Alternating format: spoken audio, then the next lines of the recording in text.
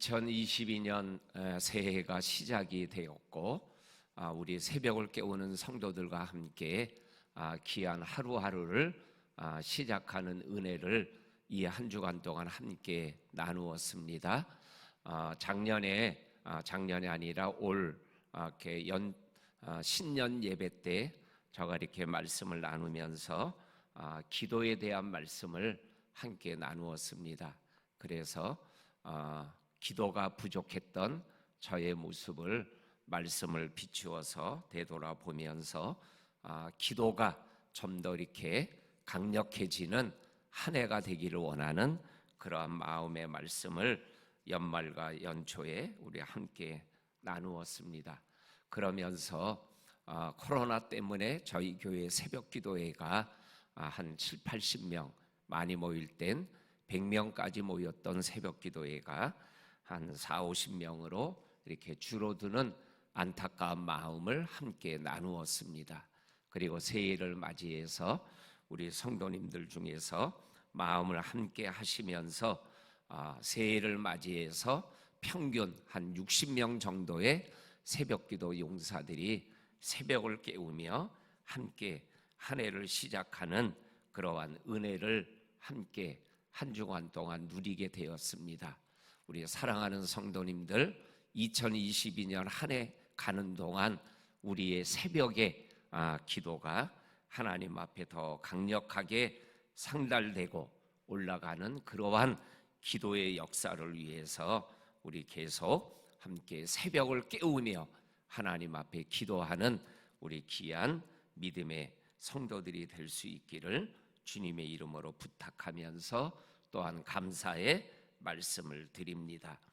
오늘 우리가 읽은 이 말씀은 우리가 아는 대로 요한복음 2장 1절에서 11절까지에 있는 말씀은 갈릴리 가나에서 혼인잔치에서 물이 포도주가 되는 기적의 사건이 있은 이후에 오늘 13절에 보니까는 유대인의 명절 유월절이 가까워서 예수님께서 예루살렘으로 올라가셨다 이렇게 말씀합니다. 갈릴리 가나에서 예루살렘까지는 한 150km 정도 되는 거리입니다. 예수님께서 갈릴리 가나에서 예루살렘까지 유월절을 지키기 위하여 예루살렘에 올라가셨다라고 말씀하여 주고 계십니다.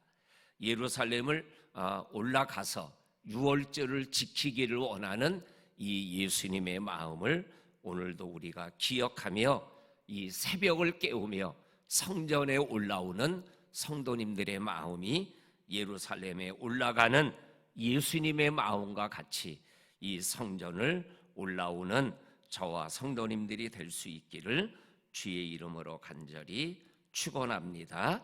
아멘. 그런데 오늘 14절과 15절과 16절을 보니까 예루살렘에 올라가셔서 성전에 들어갔더니 소와 양과 비둘기를 파는 사람과 돈을 바꾸는 사람들이 앉아 있는 것을 보시고 노끈으로 채찍을 만들어서 양과 소와 비둘기를 파는 사람들을 성전에서 내쫓으시고 돈을 바꾸는 사람들의 돈을 쏟으시고 상을 엎어버리시고 비둘기를 파는 사람들에게 그들을 여기서 나가라고 말씀하는 예수님의 모습을 우리들에게 보여주고 계십니다. 그러면서 그들을 향하여 외치십니다. 내 아버지의 집을 장사하는 집으로 만들지 말아라 이렇게 외치는 예수님의 모습을 오늘 보여주고 계십니다.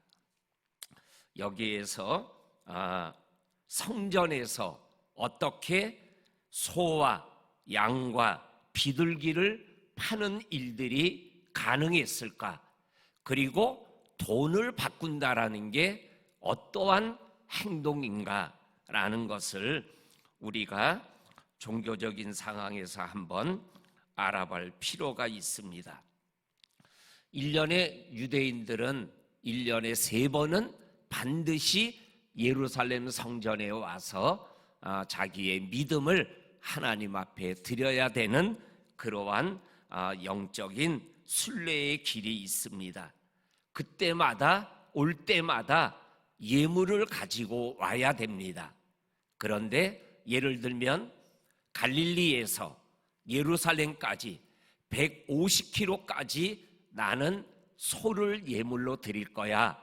그런데 150km를 소를 예물을 끌고 오다 보면은 소가 상처가 나고 그리고 소가 힘들어하는 모습을 보게 되어집니다. 그래서 정상적인 소, 좋은 소를 예물로 드리기 위해서 만들어낸 성전에서 일하는 사람들의 생각이, 그러면 돈을 가지고 와서 소를 사가지고 예물로 드리면 온전하고 건강하고 다치지 않은 소를 예물로 드릴 수 있지 않은가. 양도 마찬가지죠. 그리고 가난한 사람은 비둘기도 마찬가지예요. 그러니까는 의도는 좋은 거죠. 그런데 이 좋은 의도가 나쁘게 변질이 되는 거예요.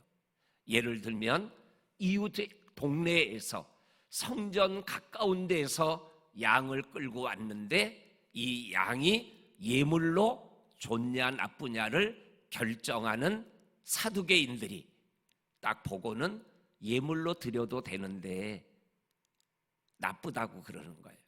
예물로서는 자격이 없다고 그러는 거예요. 그리고 성전에서 파는 양으로 제물을 드려라고 얘기하는 거예요. 그러면 어쩔 수 없이 예물을 드리기 위하여 예물을 양 한 마리를 사게 되는 거죠. 그런데 양값이 바깥에서 파는 것보다 훨씬 비싼 거예요. 그래서 예를 들어서 50만 원인데 70만 원을 받는 거예요. 그리고 50만 원은 성전에 집어넣고 그리고 20만 원은 사두개인들이 주머니에 집어넣는 거예요. 이 돈을 바꾼다라는 건 뭐냐면 성전에서 사용되어지는 세겔이라는 돈이 있어요. 근데 세상에서 사용하는 거는 로마 황제의 얼굴이 그려져 있는 동전이 있어요. 그거를 바꾸는 거예요. 그때도 또 훨씬 비싸게 바꾸어 주는 거예요. 그러니까는 1년에 3번씩 이스라엘의 모든 12살 이상의 사람들이 성전에 올라와서 예물을 드릴 때마다 이러한 일들이 일어나니 성전에 올라오는 사람들의 마음이 무거워지는 거죠. 힘들어지는 거죠. 이러한 것들을 보면서 오늘 우리가 읽은 말씀에 예수님께서 성전을 뒤엎어버리는 거예요. 그리고 아버지의 집, 하나님의 집을 장사하는 집으로 만들지 말아라라고 그들의 잘못된 의도를 지적하고 회개하게 하기를 원하시는 것이죠. 이 말씀을 보면서 두 가지가 생각이 나는 거예요. 첫째는 성전인 우리 교회에 예수님이 보실 때 내쫓고 엎어버리고 그리고 없애야 될 것이 혹 있지는 않은가라는 생각을 이 말씀을 보면서 해보게 되는 거죠. 또 하나는 우리가 하나님의 성전이잖아요. 고린도전서 3장 16절에 있는 말씀, 18절에 있는 말씀에 보게 되면 성령이 너희 몸에 거하는 전인 줄 너희가 알지 못하느냐. 그러니까는 내 마음에, 내 속에 예수님이 보실 때 엎어버리고 갈아버리고 내 몸에서 내 안에서 뽑아버려야 될 요소들은 무엇인가 라는 것을 생각하게 하는 말씀이 되는 거죠. 시작은, 의도는 좋은데 시간이 가고 달이 가고 연이 가면서 나도 모르게 굳어져 버리고 변질되어져 있는 요소는 무엇인가? 이것을 우리들이 이 연초에 생각하면서 우리의 2022년이 하나님 안에서 하나님이 원하시는 대로 하나님의 집이면 하나님의 집처럼, 성전이면 성전인 것처럼, 그리고 기도하는 집이면 기도하는 것처럼 우리의 믿음의 삶을 살아가야 되는 것을 우리들에게 말씀하여 주고 계십니다. 그런데 오늘 18절에 유대인의 반응은 어때요? 우리가 원래 했던 목적과는 다르게 되어지는 것을 예수님이 지적하는구나, 우리가 잘못했구나. 그리고 돌아서는 것이 아니라 예수님 왜 이러한 행동을 하는 겁니까? 이러한 행동을 하는 의도와 목적, 그리고 자격이 있는지 우리에게 보여주세요. 그리고 표현하는 표현이 표적을 보여달라. 그때 19절에 예수님께서 이 성전을 헐라, 내가 사흘 만에 다시 일으키리라 그랬더니 20절에 유대인들이 이 성전은 46년 동안 성전을 지은 거다, 그런데 3일 만에 다시 짓겠다고 이렇게 동문서답을 하고 있어요. 그랬더니 21절에 분명하게 19절의 말씀이 어떠한 말씀인지 해석해 놓습니다. 그러나 예수님이 성전된 자기 육체를 가르쳐 말씀하신 것이다. 그러니까는 19절의 말씀, 이 말씀은 뭐예요? 성전을 헐라 사흘 동안에 일으키리라. 이 말씀은 어떠한 의미예요? 십자가의 죽음과 부활을 의미하는 말씀이시죠. 그것을 22절에 보면 분명하게 또 말씀하고 계십니다. 죽은 자 가운데서 살아나신 후에야 제자들이 이 말씀하신 것을 기억했다. 그러니까는 이 말씀은 제자들이 예수님이 십자가상에 돌아가시고 부활하신 후에, 다시 말하면 3년이 지난 어느 날 이 말씀이 제자들이 기억해냈다라는 거예요. 그러면서 하는 말씀이 오늘 우리가 읽은 말씀에 세 가지의 믿음의 말씀이 나옵니다. 22절 끝부분에 보면 성경을 믿었더라, 예수님께서 하신 말씀을 믿었더라. 23절에 보면 표적을 보고 예수를 믿었더라. 이렇게 믿음에 대하여 세 가지를 말씀하여 주고 계십니다. 성경을 믿고 예수님이 하신 말씀을 믿고 그리고 예수를 믿었다. 이게 믿음의 우리의 요소가 되는 거예요. 말씀, 하나님의 말씀, 살아서 역사하는 말씀, 우리의 영과 혼과 관절과 골수를 찔러 쪼개는 말씀을 믿는 믿음이 믿음이라는 거예요. 그리고 예수님이 하신 말씀을 믿는 게 믿음이다. 그리고 표적을 보고 예수를 믿는 게 믿음이다.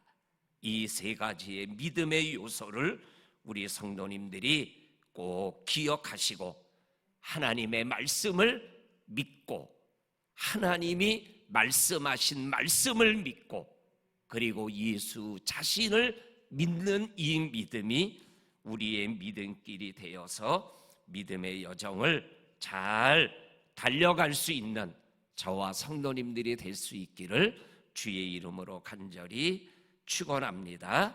아멘.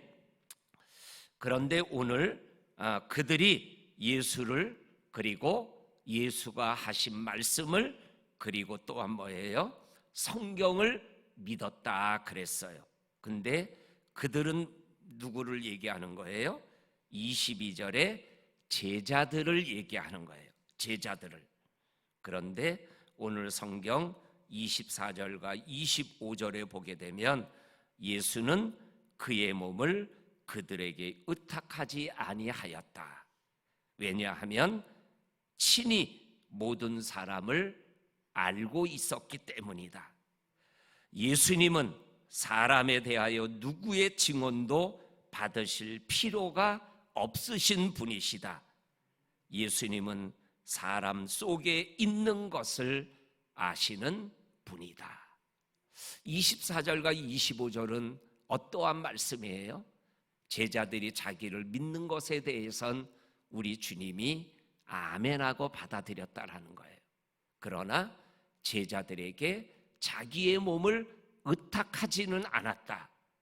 왜냐하면 이 제자들, 그리고 자기를 믿는 사람들이 어떠한 사람이고 그들의 속이 어떠한지를 다 아셨다라는 거예요. 예를 들면 베드로를 예를 들면 이러한 거예요. 내가 죽으면 죽었지 예수님을 부인하지 않겠습니다. 그런데 뭐예요? 예수님이 아시잖아요. 베드로야, 네가 닭 3번 울기 전에 나를 부인하고 저주하고 맹세하고 돌아설 거다. 베드로가 뭐라 그래요? 아니요, 다른 제자들은 그럴지 몰라도 나는 절대로요. 어떻게 됐어요? 계집아이 하나가, 너 목소리 들어보니까는 예수를 따라다니던 그 제자구나. 아니, 그 계집아이 하나 앞에서 예수님을 부인하는 거예요. 예수님은 우리가 자기를 믿는 것을 기뻐하지만 자기를 믿는 우리들에게 예수님이 자기를 의지하거나 의탁하지는 않으시는 거죠. 그렇다고 우리가 뭐예요? 섭섭해할 필요는 없어요. 우리의 모습을 하나님이 아시는 거예요. 그래도 그러한 베드로를 갈릴리 바다에 다시 찾아가셔서 하나님의 사람으로 세워주시는 분이 또 하나님이셔요. 예수님이셔요.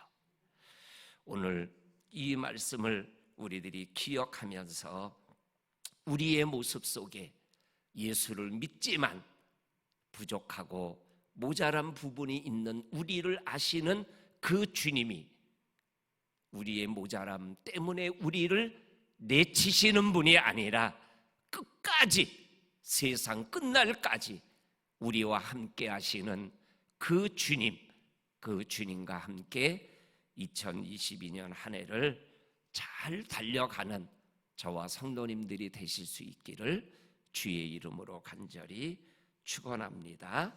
아멘. 하나님 아버지, 너무나 감사합니다. 하나님께서 2022년을 새해로 허락하여 주시고 이 한 주간을 새 마음을 가지고 새 믿음을 가지고 믿음의 길을 걸어갈 수 있도록 허락하여 주심을 감사합니다.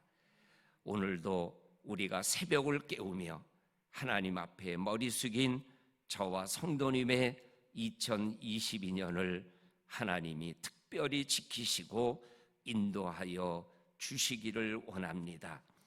2022년을 맞이하고 새해 벽두에 저희 교회에서 처음으로 가정을 이루는 귀한 아들과 딸이 있습니다. 오늘 결혼하는 그 가정을, 그리고 그 가문을 하나님이 기억하시고 축복하여 주시옵소서. 아버지 하나님께서 그 가정의 주인이 되어 주옵소서. 예수님의 이름으로 기도하옵나이다. 아멘.